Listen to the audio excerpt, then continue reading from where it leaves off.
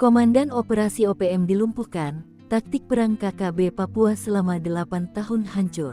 Siasat perang Organisasi Papua Merdeka OPM di dua wilayah, Dokoge dan Paniai hancur setelah Komandan Operasi KKB Papua di wilayah itu ditangkap aparat. Pentolan OPM yang sudah dicari sejak 8 tahun lalu itu dilumpuhkan setelah aparat mengintainya selama 3 jam. Satgas Operasi Damai Cartens menangkap Komandan Operasi Umum Kelompok Kriminal Bersenjata KKB, wilayah Dokoge Pania Peni PKI alias Petrus PK.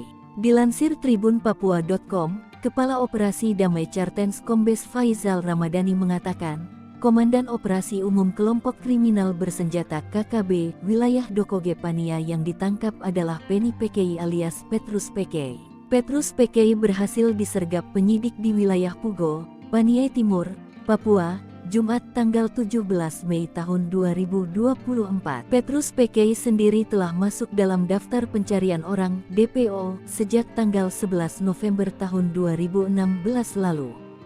Faizal mengatakan, Petrus diduga terlibat dalam sejumlah aksi kekerasan hingga kepemilikan senjata api ilegal. Kasatgas Humas Operasi Damai Cartens AKBP Bayu Suseno menjelaskan penangkapan dilakukan saat Petrus sedang dalam perjalanan dari Nabire menuju Paniai. Tim Satgas Damai Cartens bersama Polres Paniai melakukan pengintaian selama kurang lebih 3 jam untuk memastikan identitas pelaku.